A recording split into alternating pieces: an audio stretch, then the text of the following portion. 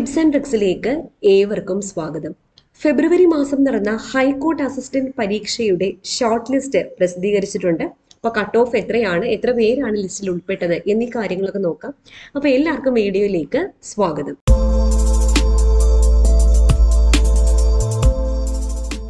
High court അസിസ്റ്റന്റിന്റെ പരീക്ഷ നടന്നത് ഫെബ്രുവരി മാസം 27-ാം തീയതിയാണ്. വളരെ വേഗത്തിൽ തന്നെ അവര് ലിസ്റ്റും പ്രസിദ്ധീകരിച്ചിട്ടുണ്ട്. അപ്പോൾ ആദ്യം തന്നിരിക്കുന്നത് മെയിൻ ലിസ്റ്റ് ആണ്. മെയിൻ ലിസ്റ്റും അതുപോലെ അതിന്റെ താഴെ സപ്ലിമെന്ററി ലിസ്റ്റും കൊടുത്തിട്ടുണ്ട്. അപ്പോൾ മെയിൻ ലിസ്റ്റിലും സപ്ലിമെന്ററി ലിസ്റ്റിലും ഉൾപ്പെട്ട ആൾക്കാർക്ക് ഇനി ഇന്റർവ്യൂ ഉണ്ടായിരിക്കുന്നതാണ്.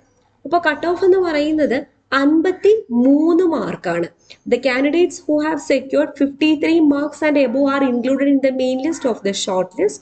The requisite marks have been lowered to the extent necessary in respect of the supplementary list.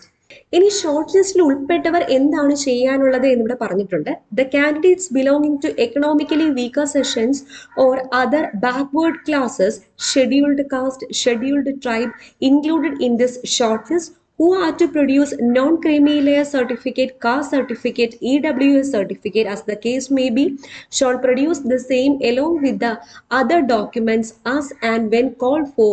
Such candidates in the main list who fail to produce the required certificate will not be entitled to the benefit of reservation and will be considered as open competition candidates. Okay.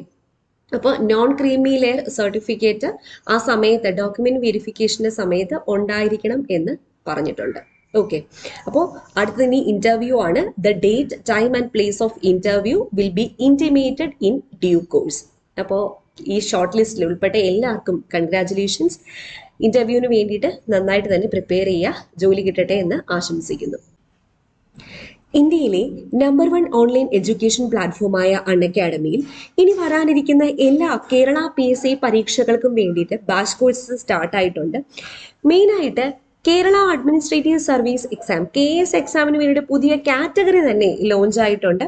അതുപോലെ LP UP എക്സാമിന് വേണ്ടിയിട്ട് ഒരു 180 day foundation batch course April 6 സ്റ്റാർട്ടായിട്ടുണ്ട്. അപ്പോൾ ഇപ്പോൾ സ്റ്റാർട്ടാവുന്ന എല്ലാ കോഴ്സുകളും അൺഅക്കാഡമി തുടങ്ങിയ സമയത്തുള്ള എല്ലാ കോഴ്സുകളും നിങ്ങൾക്ക് ഒറ്റ സബ്സ്ക്രിപ്ഷനിൽ കാണാൻ വേണ്ടി സാധിക്കുന്നതാണ്.